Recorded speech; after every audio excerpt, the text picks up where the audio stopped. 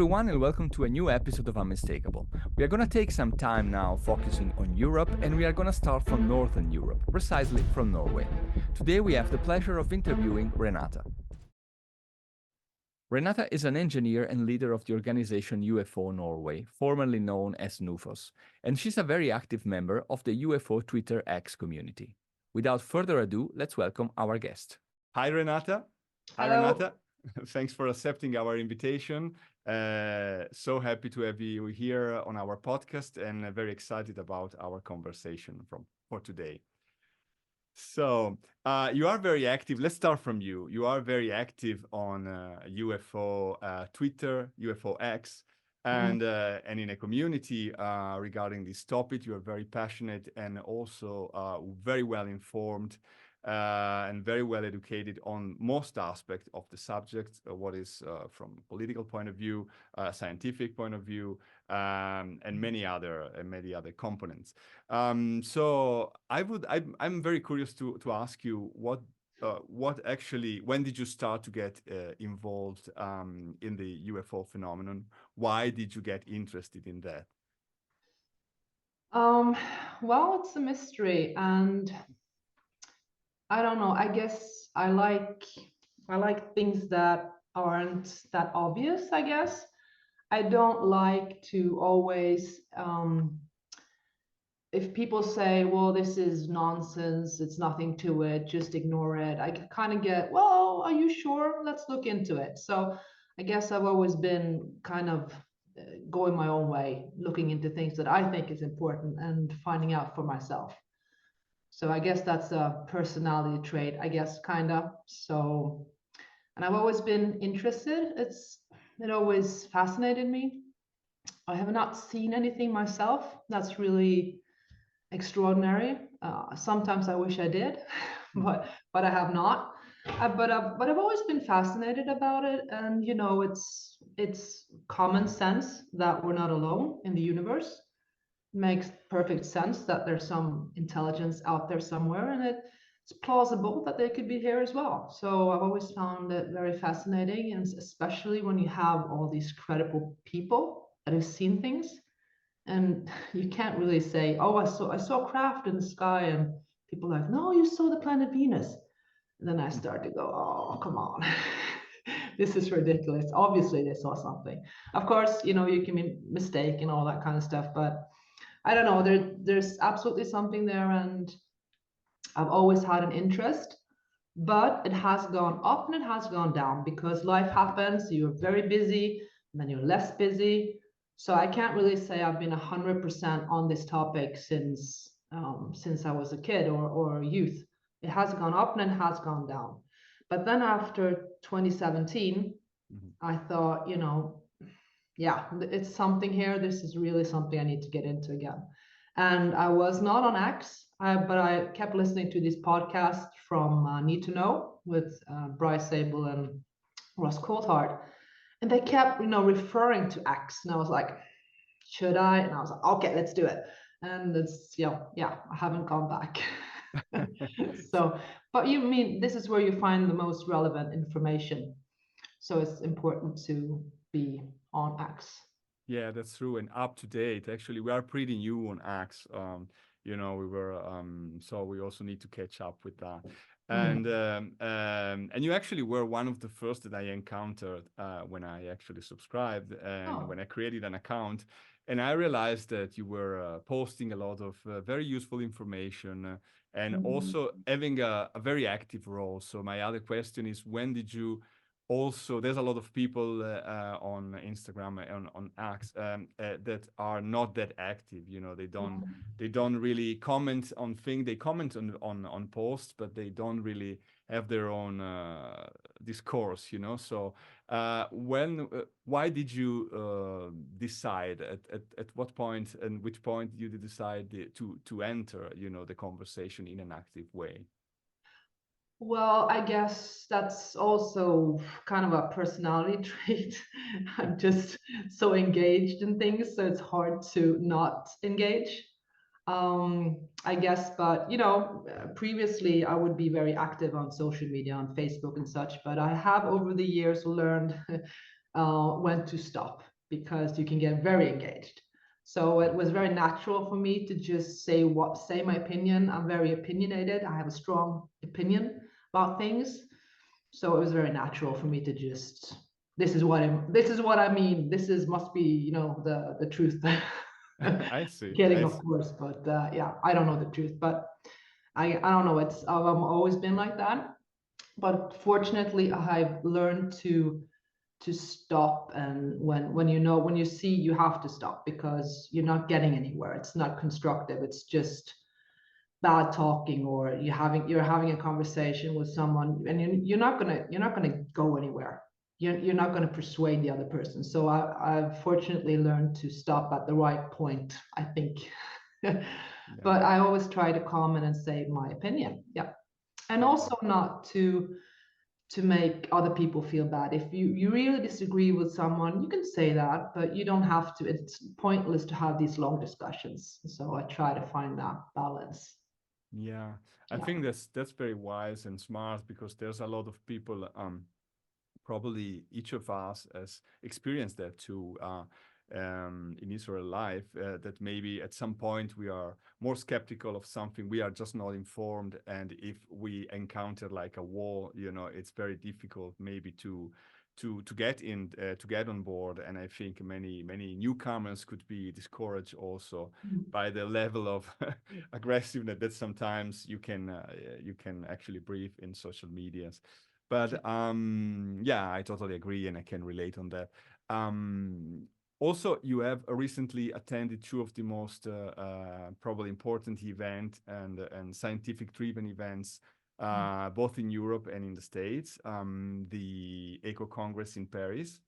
Actually, we also were there, but Oh, we didn't. We actually did not have the opportunity to meet in person. So it will be for the next time. yeah. And also the Soul Foundation Mm, Symposium. And so let's start with your general thoughts on both of them. mm. Well, I mean, the Echo conference it was good, but if you're seasoned in the topic, I think, it was not your top 10 conference, because we knew so much going into that conference. But if you're I don't know, newbie, or what do you say, like you're fresh to the topic, I think it Yeah. would be more interesting. But then again, you also go to these conferences because you want to talk to people, you want to find people who are the same as you. So it was very interesting in that aspect, and I got to meet some really interesting people, had some really nice and interesting conversations with people, even had someone even bought us lunch. It's really great. So that was my highlight, and of course I got to say hi to Jack Welly Oh yeah. and Chris Mellon. So that Yeah. was highlights as well. So I'd probably do it again, but not for the facts, or for the Yeah. the intellectual information. Yeah, I was already there, so yeah, kind of knew most of the things they were Of course. saying, but it was interesting, and I met some really nice people. So yeah, it was worth it, absolutely. And then you had the one in San Francisco, the Soul Conference, and that was so good. Yeah. You can never go back to, I don't know. I'm not going to say anything bad about conferences where someone is reading your tarot, cards, and giving you stones and all that kind of stuff. But it was really another level. I haven't been to that many conferences, but it was really good, and you could see the people there, and the background they had, and it was just so fascinating. You could see those people with like small startups and really wanting to engage in this topic, having information, trying to find out what it is in their own way, if it's an app, or if it's a technology, something they were doing. I was almost embarrassed. I was like, what are you? No, I'm just a board member, a NUFOS. I don't have an app, I don't have a startup, but I'm really engaged in the topic. So that was really good. It's really fascinating. And I got to have lunch with Avi Loeb Oh yeah. and Carnell, I Oh think it yeah. was. Yeah. Yeah, everyone was like sitting around the table, like eating. No one was eating. Everyone was listening to them. What are they saying? What are they talking about? And then we're trying to eat. Yeah, we're eating. We're not listening to you guys. And like, what are you guys are saying? So it was really fun. Yeah. Yeah. Yeah, actually, Um, that was very that's what I thought about this event. It was really unique and game changing for yeah, probably for the arena and the scenario. yeah, absolutely. I really hope there's another one this year, Yeah, but I don't know when that information is going to come out. yeah. But it would be really nice to, and yeah, to go this year as well. And what was your sensation after that? Like the do you think this will be the beginning of something new or just an isolated case? Oh, I don't know. I mean, the energy and the thought about behind the conference, I would think, of course, would be to have more conferences like this. But I'm not inside, you know, his head. What's his name again? Sorry, I'm not inside. You mean Gary Nolan? Gary Nolan. Oh Sorry, yeah.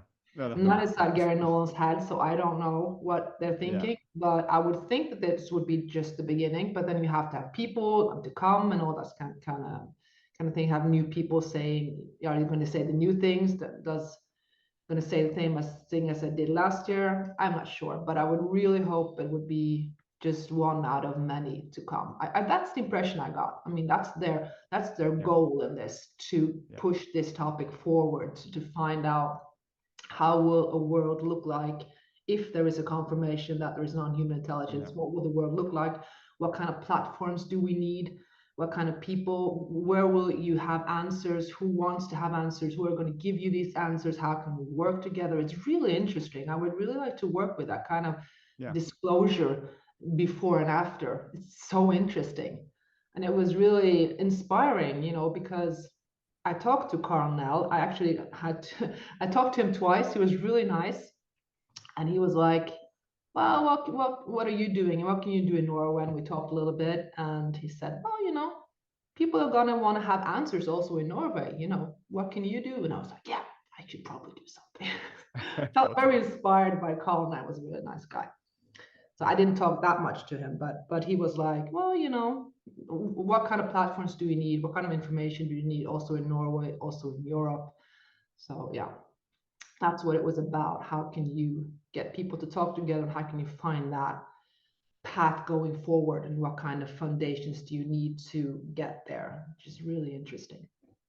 Yeah, I think what you described reflects how I see the situation in Europe and in the States regarding this topic. For example, in Europe, then I will ask you about Norway specifically, but also my frustration and our idea to begin a project dedicated to inform people and educate Mm, people on the subject was exactly because I don't see much around. I don't see this lightless awareness of what's going on, and mm, just some random sign of some people are kind of paying a little attention.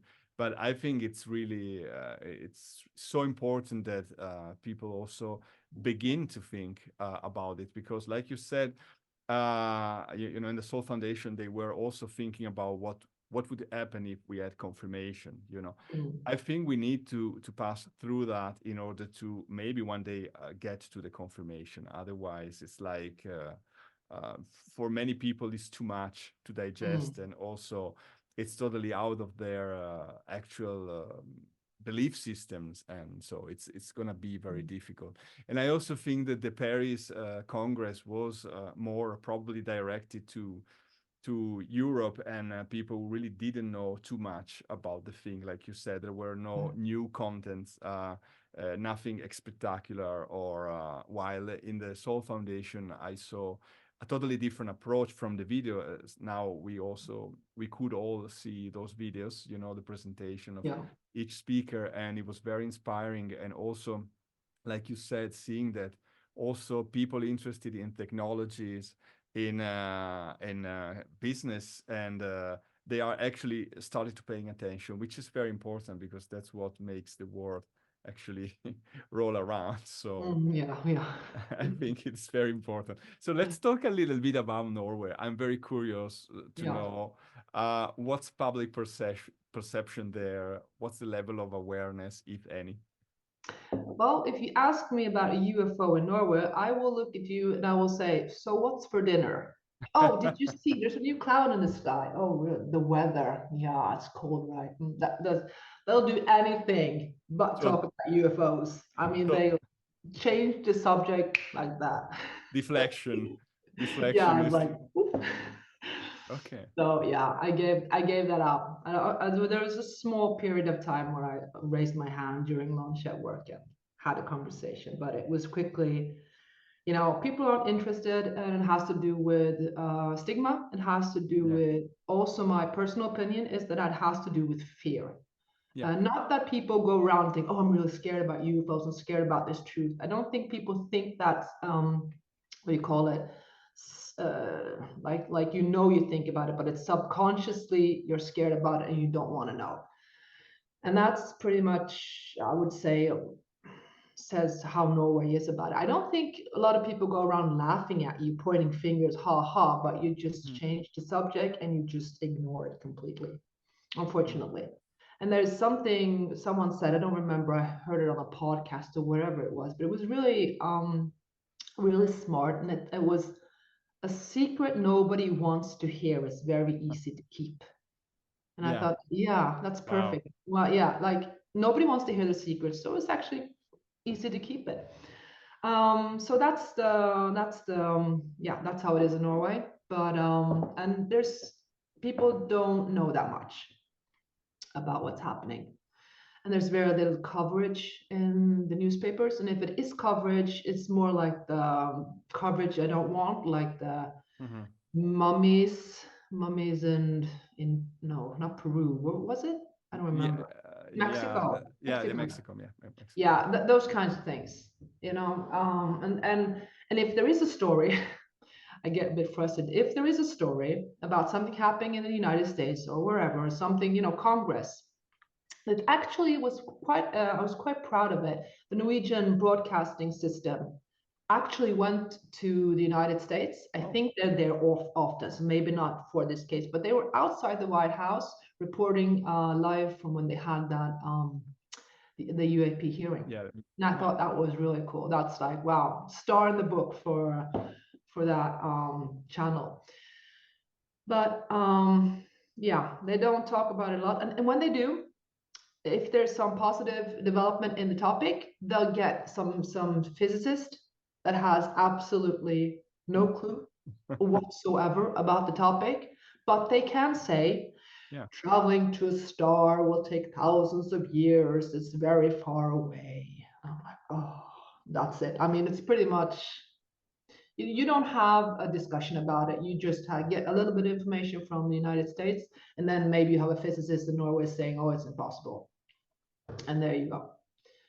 yeah, So, but of course, we have our organization, and there are people who are engaging. We have our own Facebook page, and people are engaging. We have memberships, and people are paying to get the magazine in the mail.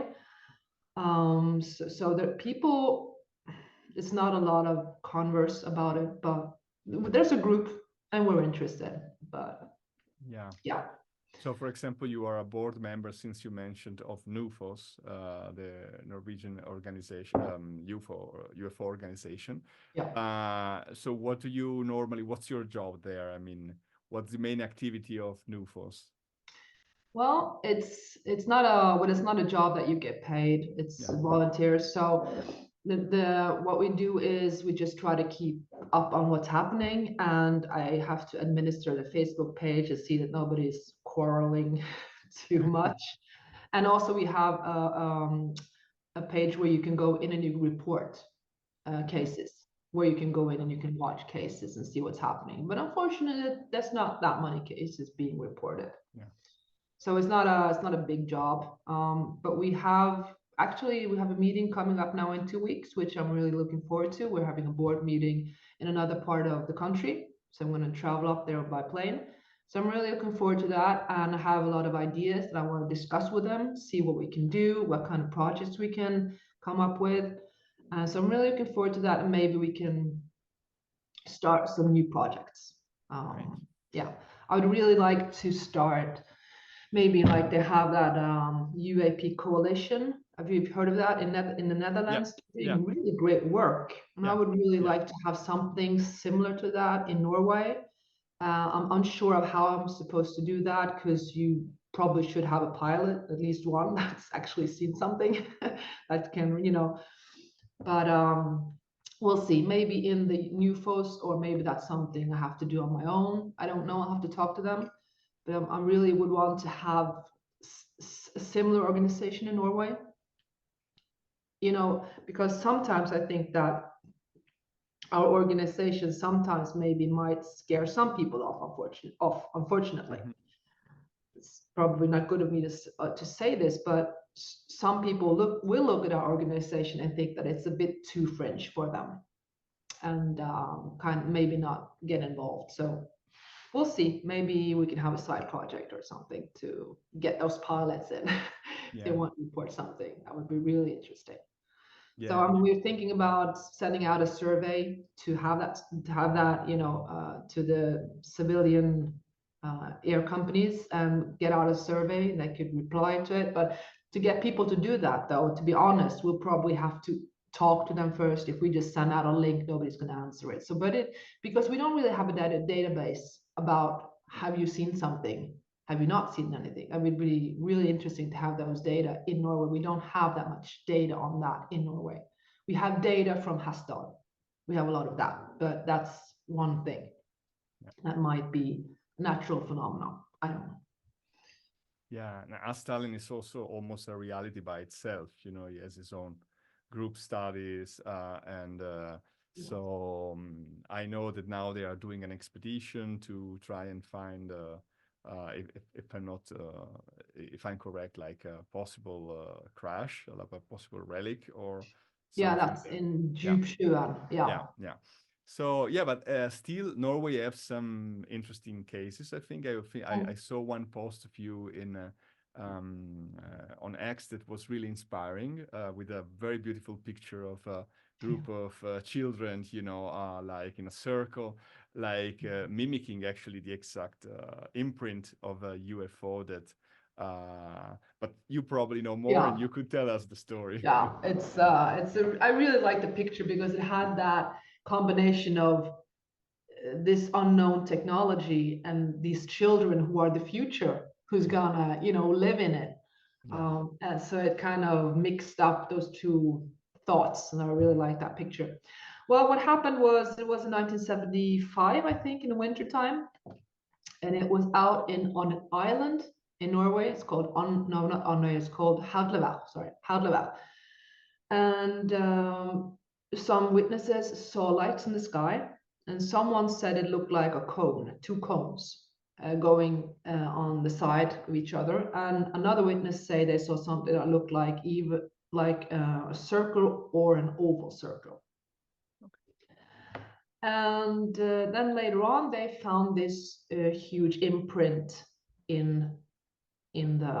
on the island, and also the dog that lived nearby would bark for 2 hours. He was a kind, nice dog apparently, and never barked, but he would just bark constantly for 2 hours that same day they saw the lights. And the fuses in this fusing box would go off. And then a few days later, they found this huge imprint in the snow. The snow had melted around it, and it's, what's it, 60 meters in I don't remember, can't pronounce it, I'm gonna say it wrong. It's 60 meters long around, and it has, what was it, 5 to 10 centimeters down in the ground, and 35 to 40 centimeters in width. Wow. And there were stones in the ground that was pressed down into the ground. Some of the rocks had scrapings on them. And what was funny also, the grass was laid in one direction. So it wasn't like, the grass was everywhere. It was going in one direction all the way around. And this is on an island, so you can't, and it's not a road going up to this area. You have to walk on a small path. It's like it's out in the ocean. You have to take a ferry to get there. And later on, actually, the Air Force came to do some surveying, what do you call it, like investigations and they landed a King C helicopter, which weighs 5 tons, and they landed in the middle of the circle. And the helicopter made no imprint whatsoever on the ground. It was completely flat, nothing. So they did some calculations, and they realized that the object, if it was an object that landed there, had to weigh at least 50 tons.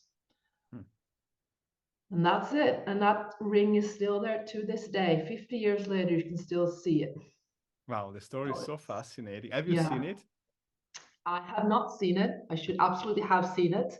But it is a 2-hour drive. So I have to drive for 2 hours, go down, watch, and 2 hours back. And that's, yeah, I've seen many pictures. But I will definitely go see it if I drive past one day doing something else. Yeah, And totally. yeah, and there was also some fishermen that also saw lights in the sky. They found out, you know, a few days later or something like that. Okay. So I genuinely think that it was some kind of unknown technology that landed there. I do think so. Absolutely, I do. Yeah. So yeah, that's really fascinating. It's fascinating case. Sounds Yeah. very likely. Yeah, I think so. Yeah. Yeah, and so yeah, you said something very inspiring about the future, about about children and the future, because I also think that what really motivates most of us, I guess, is also because I still I'm not even sure I'm gonna know the truth or a partial truth in my lifetime. So I hope so, and I'm actually pretty confident, but that at least we get to know something and we get close to a confirmation. But of course, I think it's very important for the next generation. I mean, it's something that it's now clear that we have been fed up with, you know, fake information on this topic for so many years, and it is a of course, there are many, let's say, secrets that any government can keep, and it's reasonable and it's part of the game. But I think this really has to do with our own reality, with the comprehension of who we are, why are we here, where are we going. So it is something that can't be subtracted to people, can be taken away from people. And I think my best wish for the next generation is that they finally knew something that could really help also them to have a different vision of on our daily matters, you know, and maybe change something. It's an opportunity, at least. Yeah, yeah. So absolutely. It's fascinating to think about it, and because I would like to say it like this. I know, I would say with 100% certainty, I would say that UAPs represent an unknown technology that nobody knows who made and how it works. I think there are very strong evidence saying this technology comes from NHI, which is non-human intelligence. Do I know that, you know, 100% certainty? I don't, but I think there are very strong evidence for that, supporting that. But the technology, I'm very confident that that exists. And that's also one of the things that I think is very interesting, because, I mean, you know, the world is not in a good shape and it's not in a good place. So much, you know, poverty now, environmental stuff. And then you have this technology, which most likely is a clean energy. And I'm like, how can we get a hold of that? How can we use that to make the world a better place? It's not going to be, you know, all rainbows and unicorns and then just flip a switch and oh, everything's going to be fine. Of course not. It's going to be a transition. It's going to be a lot of work. It's going to be ups and downs and all that kind of stuff.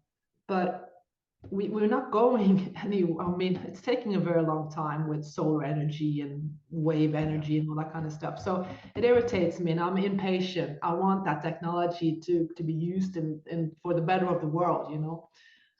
Yeah, and especially for kids also that's growing up in this world. So that's one of my passions about this subject. You know, you hear all about coal and oil and gas and I'm like, yeah, but you know, there's a technology out there. It's just within reach. And everyone's like, no, it's not true. I'm like, oh, okay. That's frustrating. But that's really, I mean, it's fascinating, NHI, all that kind of stuff. If it's true, very fascinating. But technology, that's, oh yeah, I want that to have that clean energy to make the world go forward. You think about it, we've been so dependent on oil and gas for such a long time, and coal. It's almost like, isn't it time we move on, go to newer, of course there's nuclear, of course, also, but the fear of having, Yeah, meltdowns like Chernobyl and yeah, such. yeah. So yeah. Yeah, I also think that the energy aspect is key to this topic, and also could really change the way we function in society. And we could probably eliminate pollution and lots of illness and whatever. Of course, as you said, it's very difficult for to have this conversation with people Mm, because it's just something that doesn't exist. So mm, it's whatever you say about this is just, yeah, that's mm. UFO. It's nonsense. Yeah. It's not really there. Yeah. Um, so I, for example, saw a video of a journalist asking a question during a conference to Greta Thunberg, and of course Oh, the reaction was, I saw that. And she laughed. I saw. yeah, I was very angry with Me that. too. Especially because she's young and she should know about that. I understand that maybe it was not the right moment to ask such a question, maybe it was too direct or something, Yeah. but I would have preferred a different reaction, Yeah. like more moderate. But that's totally a very important aspect. And yeah, sometimes I also thought that I used to think, now I'm not sure 100%, that whenever people were asking, especially skeptics, were always saying, why are they not communicating with us? Why are they not interested in us? And I always thought that the technology itself was the message. Mm, Like if we go if we want to teach something to an animal, to our pets, we show them something. We don't mm, necessarily, we don't share the same language, so we can't really talk to them, but we share something. We share a gesture, a movement, and hoping that they catch the what's behind it. So mm. I always thought that maybe the fact that they are flying around, um it's not my thinking now, but in the past I thought, okay, that's, if people really understand that the phenomenon is real, that this technology is real and is not just an illusion, that could really change our way of thinking and could improve drastically.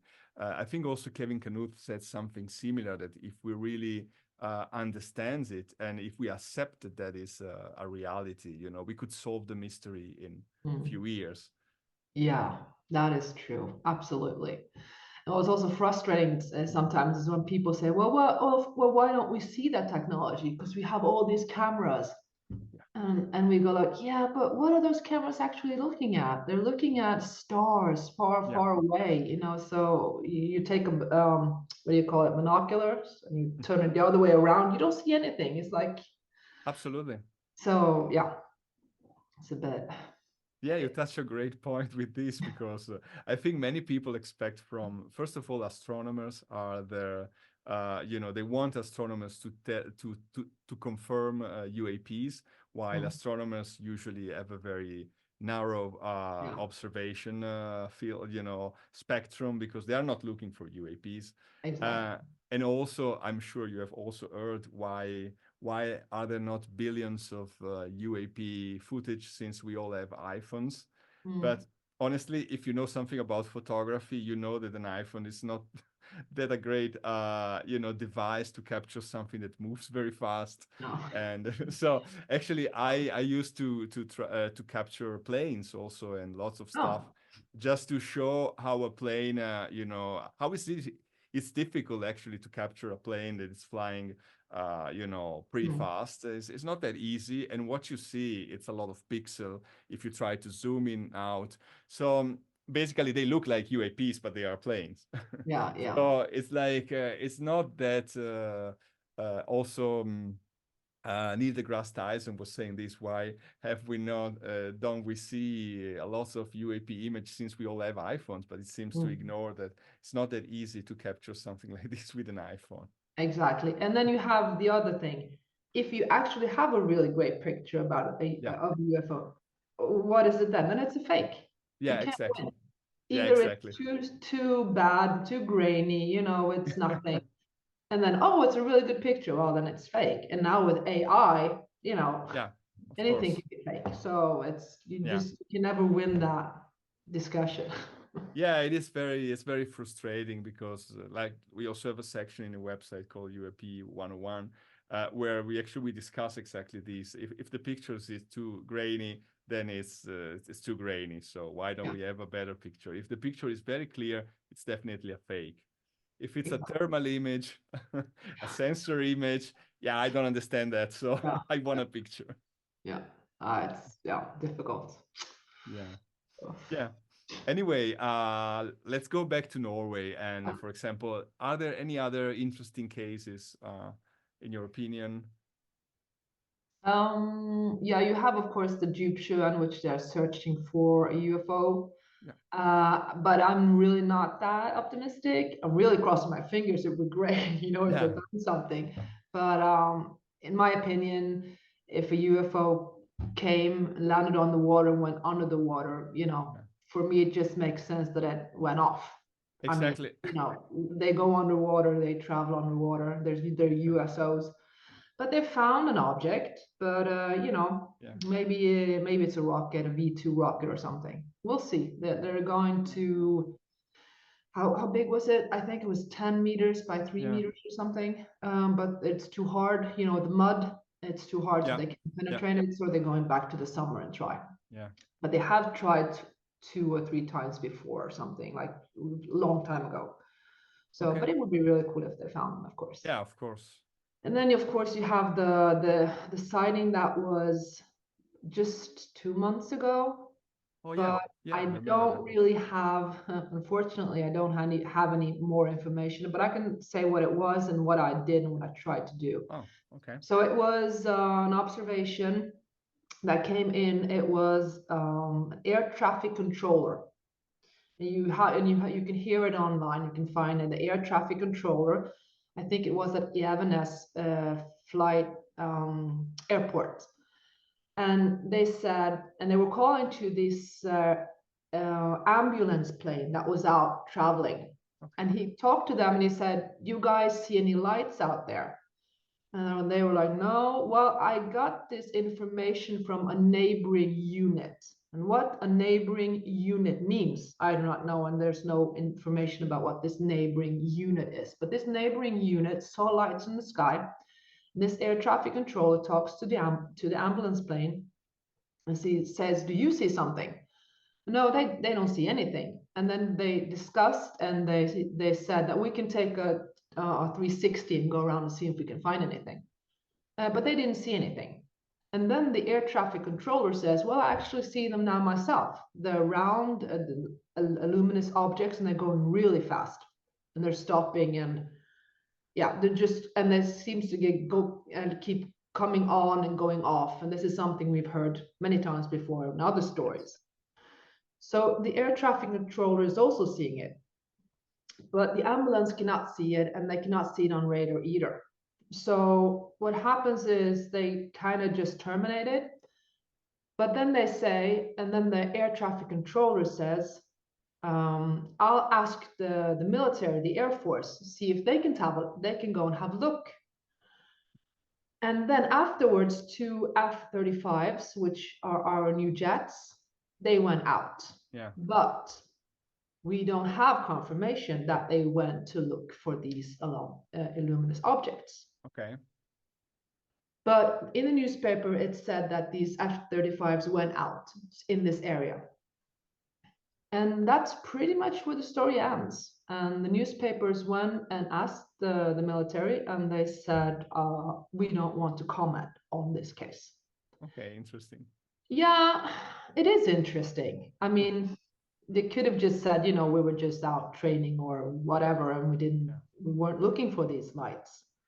So I don't really know what to say about it. You know, I work in the military, so I try not to speculate too much. But it is, of course, interesting. You know, why is that no comment? So I did some not research, but I did some inquiries, and I asked in the military, and I asked two different places. First, one person, the contact information press release, and they said we have no comment on this case.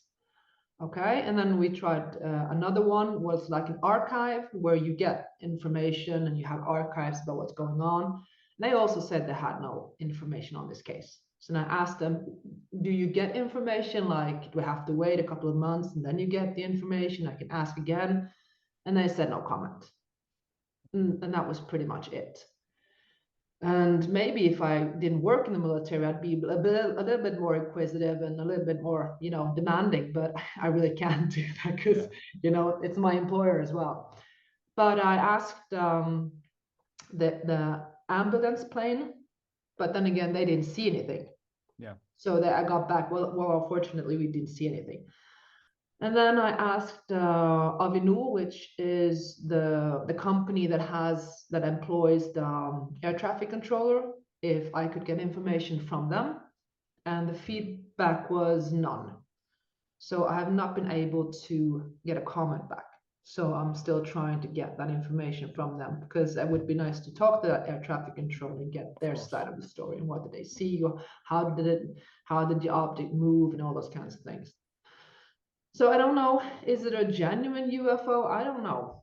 But what's really important in this story also, and one of the reasons I think the F-35s went out is because they're very close. I don't necessarily think this would have happened if this was somewhere else far away in the country, but they're very close. So these objects, if there were objects, they were observed between Evenes and Andøya.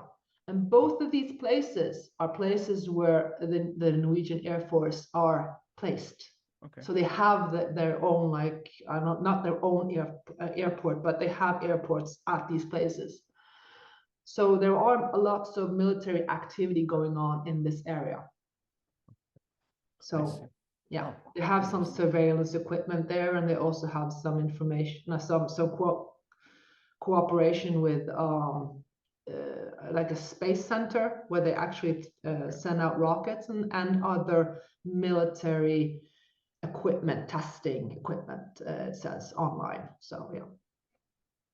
So that's pretty much it. And there has been no comment about it. You can speculate, you can think, but we don't know. Well, maybe maybe it was some kind of advanced new system that they're working on and they don't want to comment on it. Could be. Yeah, many stories and like this, you know, with no comment and no further information on them. So another things that I would like to ask you is considering your multiple interests and also your jobs and your personal skills, you know, what do you think, and also after what you saw at the Soul Foundation, where do you think a confirmation could likely come from? Government, people maybe with you know, videos or footage, or science, mainstream science, independent studies, social sciences, or whatever. So confirmation, like I said in the beginning, I will say with 100% certainty, I would say, even though I've never seen it myself, I would say with 100% certainty that there is a technology out there that we don't know what it is. And I will not say 100% certain that it is NHI, even though I'm strongly leaning towards that. But a confirmation, I think, would have to be pressed. I think it would have to be pressed on governments. I don't think they're interested in it because I think there's just too much work. No one wants a shitload of work, right? We just want to do our daily jobs and get on with it. And if they're not that interested, I think it has to be pressed upon government. I mean, can you imagine all the work they have to do if there is a confirmation, or the meetings they have to do, or the what did you do 30 years ago, all the questions, everything that's going to come up. So I think they are, if they know something about an NHI, the government, I think they're just leaning back and waiting. And I think that private initiatives have to get the proof to a certain level, to the degree that it's just impossible to dismiss it.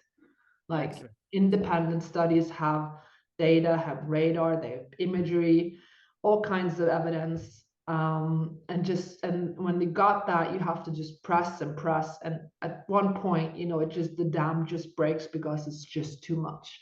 I don't think if a government knows of anything like this, I don't think they will raise their hand at some point and just say it. I think people have to think we have to work for it to get it, I think to so get too. that information, who has this technology, who's operating it, what's the intent. I don't necessarily think anybody knows that, but just that confirmation that there is this extraordinary technology somewhere going around, zipping around, doing stuff.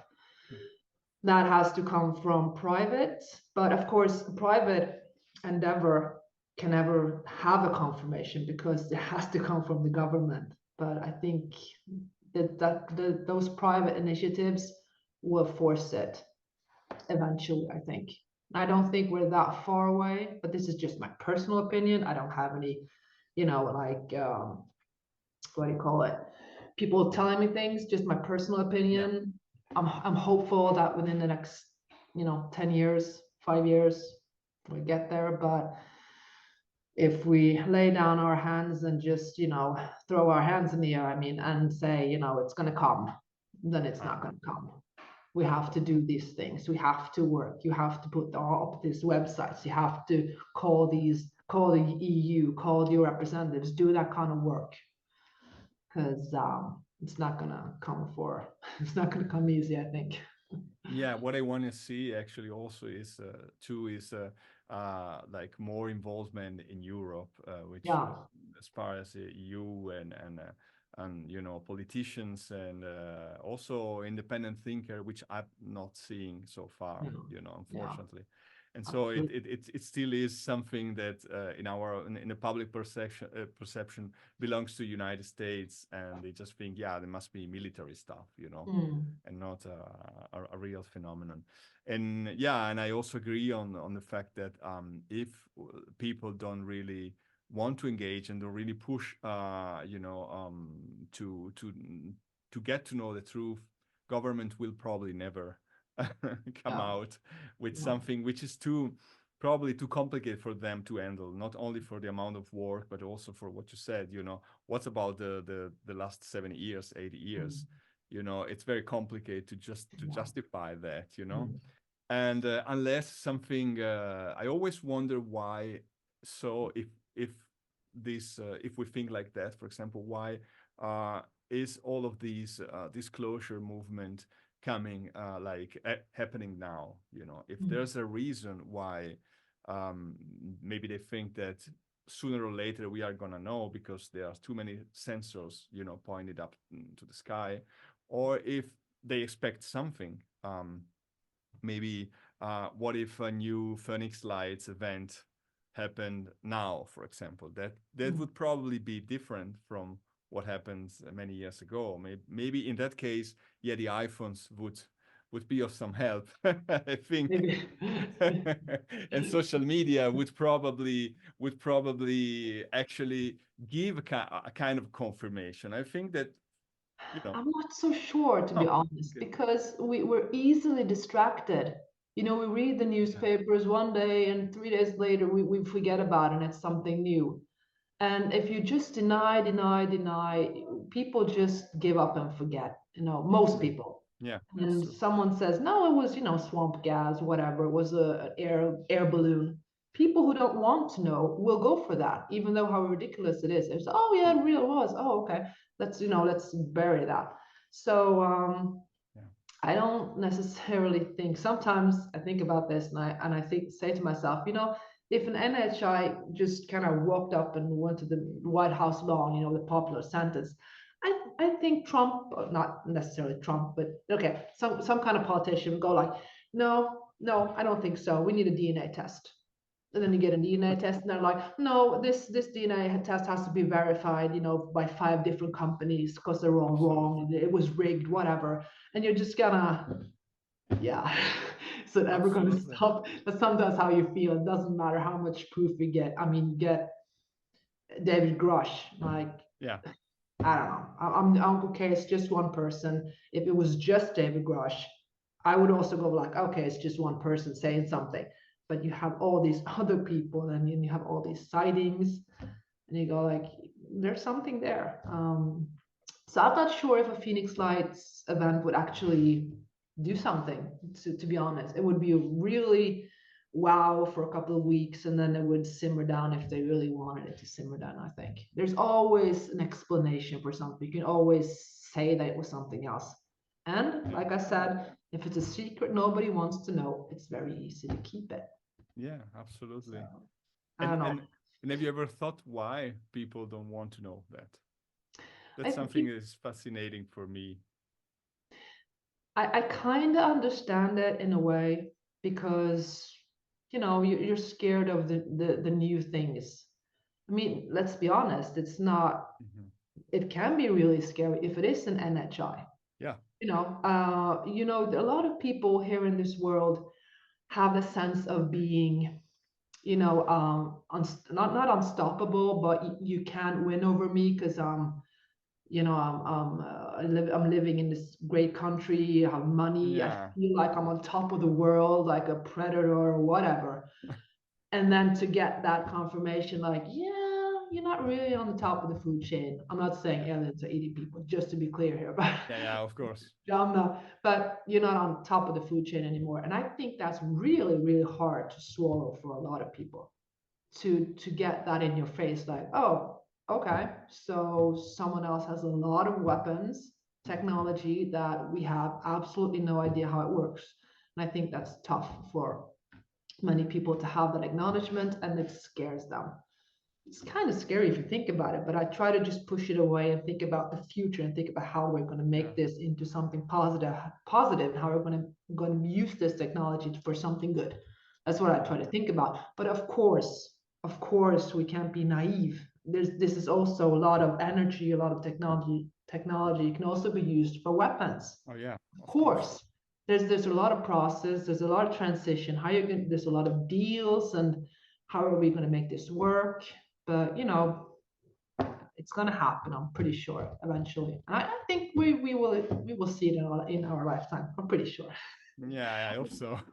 And I agree with you at 100% to what you said, that probably it's not fear about possible consequences or, fear of the NHIs in terms of what they could do to us in an Hollywood way, like conquer the whole world. I don't think it's that, but it's more like subtle, like renouncing to your conviction that you are probably so smart, so powerful, which at the end it goes down to education. For example, Mm, if you really want to learn something, in my career, for example, I was always trying to be around the people who knew much more than I did, and people really actually made me also feel very little, because mm, I had to actually try to get to that point, and that was very rewarding and inspiring.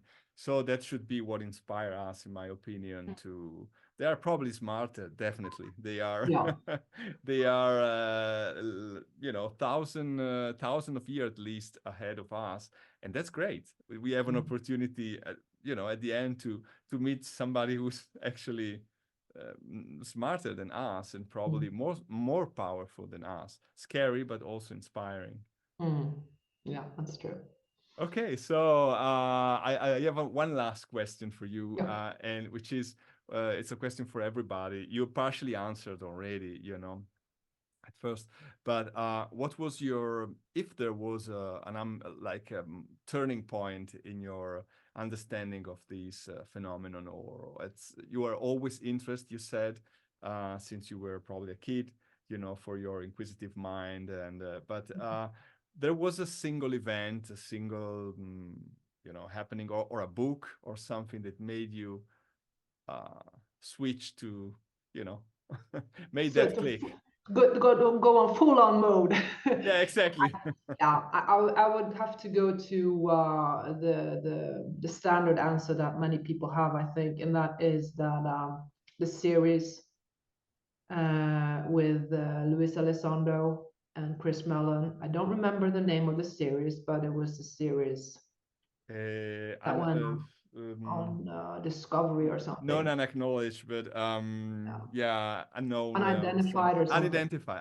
Yeah, that's what it was. Yeah. I'll have to say it was that one. Yeah. And the funny thing is, though, this didn't actually happen in 2017. I was actually a bit late. And the reason is that I had 3 children, pretty close, pretty busy.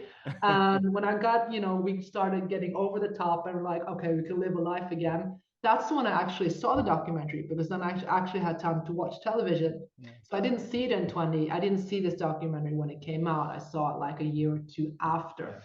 Yeah. So I was a bit late bloomer.